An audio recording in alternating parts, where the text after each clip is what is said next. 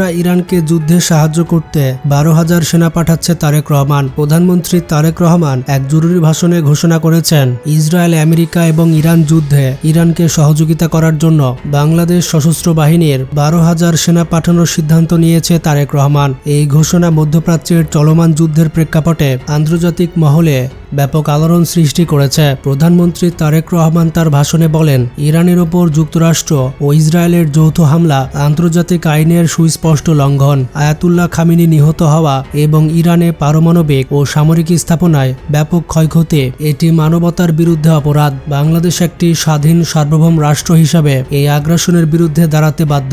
আমরা ইরানের সঙ্গে একাত্মতা প্রকাশ করছি এবং তাদের প্রতিরক্ষা সহায়তা প্রদানে সিদ্ধান্ত নিচ্ছে। সরকারি সূত্রে জানা গেছে, এই সিদ্ধান্ত গত কয়েকদিন ধরে চলা উচ্চ পর্যায়ের বৈঠকের পর নেওয়া হয়েছে। প্রধানমন্ত্রীর সাথে সশস্ত্র বাহিনীর প্রধানদের বৈঠকে এই বিষয়ে বিস্তারিত আলোচনা করা হয়। 12,000 সেনার মধ্যে থাকবে পদাতিক বিশেষ বাহিনী, প্রকৌশলী ইউনিট এবং লজিস্টিক সাপোর্ট টিম। সেনাদের প্রাথমিকভাবে ইরানের দক্ষিণাঞ্চলে মোতায়েন করা হবে বলে জানা গেছে, যেখানে ইরানের প্রতিরক্ষা লাইন সবচেয়ে চাপের মুখে রয়েছে। এই ঘোষণার পর পররাষ্ট্র মন্ত্রণালয় এক বিবৃতিতে জানিয়েছে, বাংলাদেশের এই পদক্ষেপ আঞ্চলিক শান্তি এবং স্থিতিশীলতায় গুরুত্বপূর্ণ ভূমিকা পালন করবে। বিবৃতিতে আরও বলা হয়, আমেরিকা এবং তাদের জোটের আগ্রাসী নীতির কারণে মধ্যপ্রাচ্যে অস্থিরতা বেড়েছে। বাংলাদেশ এই অস্থিরতার বিরুদ্ধে দাঁড়িয়েছে। বাংলাদেশ ইরানের সার্বভৌমত্ব রক্ষায় সহযোগিতা করবে। যুক্তরাষ্ট্রের মুখপাত্র বলছেন, বাংলাদেশের এই সিদ্ধান্ত অত্যন্ত দুঃখজনক এবং অযৌক্তিক। এতে করে দক্ষিণ এশিয়া এবং মধ্যপ্রাচ্যে নতুন করে উত্তেজনা সৃষ্টি হতে পারে। আমেরিকা ঢাকাকে সতর্ক করছে যেন এই পথ থেকে সরে আসে। ইসরায়েল থেকে বলা হয়েছে যে এই ধরনের হস্তক্ষেপ ইরানের আগ্রাসী নীতিকে আরো উস্কে দিবে। আর ইরানের অস্থায়ী সরকারের পক্ষ থেকে এই ঘোষণাকে স্বাগত জানানো হয়েছে।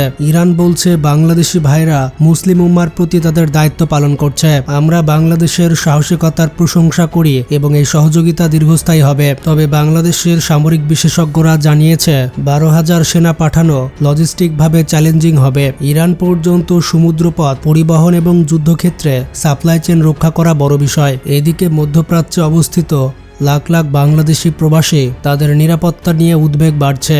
সরকার জানিয়েছে যে প্রবাসীদের ফিরিয়ে আনার জন্য বিশেষ ফ্লাইট চালু করা হবে এবং দূতাবাসগুলোকে সতর্ক অবস্থায় রাখা হয়েছে। এই ঘোষণার ফলে তেলের দাম আরও বেড়েছে এবং আন্তর্জাতিক শেয়ার বাজারে অস্থিরতা দেখা দিয়েছে। বন্ধুরা, বাংলাদেশি মিডিয়ারা সবসময় বলছে যে ইরান যুদ্ধে এগিয়ে আছে, ইরানের তেমন ক্ষতি হয়নি, কিন্তু ইসরায়েল এবং আমেরিকা প্রতিনিয়ত ইরানে কার্পেট বোম্বিং করছে, ধ্বংস করে দিচ্ছে ইরানের গুরুত্বপূর্ণ অবকাঠামো। ইরানের টপ কমান্ডাররা এবং নেতারা প্রায় মৃত। বন্ধুরা, আমি নিজেও ইরানকে সাপোর্ট করি, কিন্তু বাস্তবতা স্বীকার করতে হবে, ইরান কিন্তু নিজেও বিপদে আছে। অন্যান্য দেশে যেমন ক্ষতি হচ্ছে তার থেকে বেশি ক্ষতি কিন্তু ইরানে হচ্ছে। ইরানের ক্ষতিগুলো কিন্তু দেশের মিডিয়া তুলে ধরছে না। দেখুন বন্ধুরা, আমেরিকা যদি যুদ্ধে $100 বিলিয়ন খরচ করে, তাদের ক্ষতি নেই। তাদের ডিফেন্স ইন্ডাস্ট্রি উল্টো $150 বিলিয়ন নতুন অর্ডার পাবে। কিন্তু ইরানের জন্য ড্যামেজ কাটে ওঠা কঠিন। আপনাদের মনে রাখতে হবে, ইরান লড়াই করছে বিশ্বের সবথেকে শক্তিশালী এবং প্রযুক্তির দিক থেকে সেরা আমেরিকা এবং ইসরায়েলের সাথে। আর ইরানের প্রত্যেকটা প্রতিবেশী ইরানের বিপক্ষে কাজ করছে।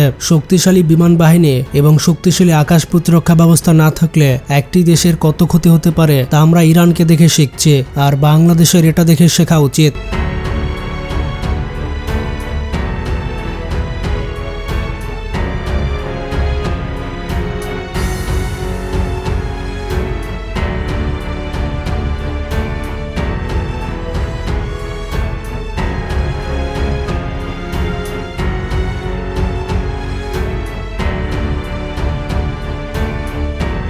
দেখুন, ইরানের হাতে ভালো যুদ্ধ জাহাজ এবং আকাশ প্রতিরক্ষা ব্যবস্থা না থাকার কারণে তাদের অনেক যুদ্ধ জাহাজ এবং স্থাপনা ধ্বংস হয়েছে। পাকিস্তান বলেছিল ঘাস খেয়ে থাকলেও পারমাণবিক বোমা বানাবো। এখন বাংলাদেশের বলা উচিত, একবেলা কম খেয়ে থাকবো কিন্তু আমাদের বিমান বাহিনীকে শক্তিশালী করব।